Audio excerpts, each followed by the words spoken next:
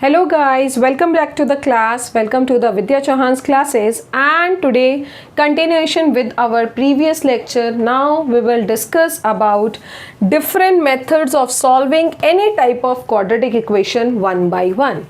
So here, as you can see on the screen, that I have taken a question from exercise 4.2, first question and the second part, which is 2x square plus x minus 6 equals to 0. So this is a quadratic equation which we have to solve, or you can say which we are going to solve by using factorization method. So now what is there in factorization method? This factorization method is also many times being called by many of the people as middle term split method. So middle term split method or factorization method, both are same. So in class 9th you must have studied about this factorization method or middle term split method in your chapter 2 polynomials, to factorize, to find the factors of any quadratic polynomial. Now here we will use the same method to find the roots, or you can say the factors of this quadratic equation. So basically here it will be roots. Now what to do in this solution? Basically, very first we will find what is the middle term here. Our equation is 2x square plus x minus 6 equals to 0. So what is our middle term here?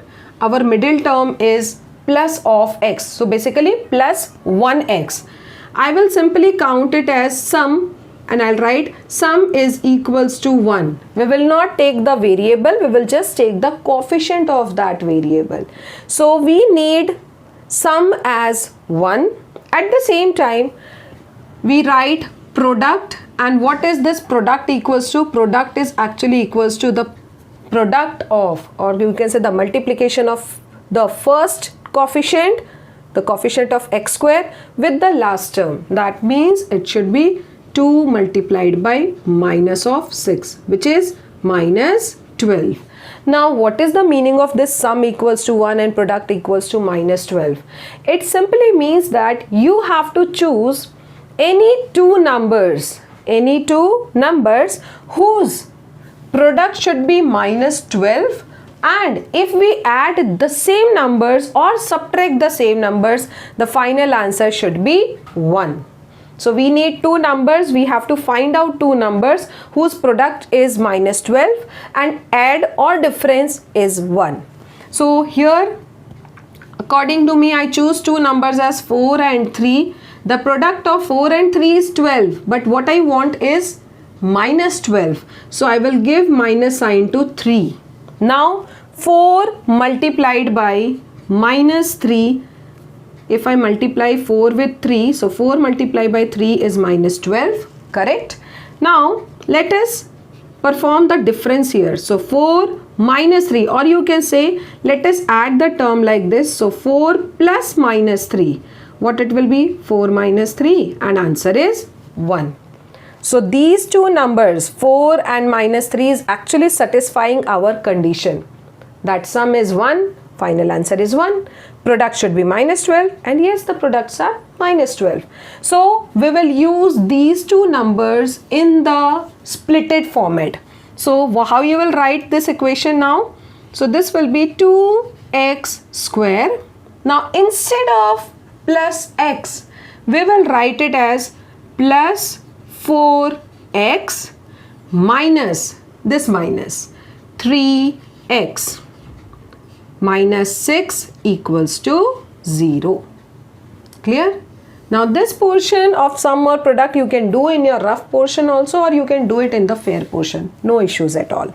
So now we have actually splitted our middle term into two portions, and that is why this factorization method is also known as middle term split method, to split the middle term into two parts. So we have splitted the middle term into two parts. Now the next part is very easy. What you have to make is the grouping of first two and last two numbers. So we have made the grouping of first two and last two.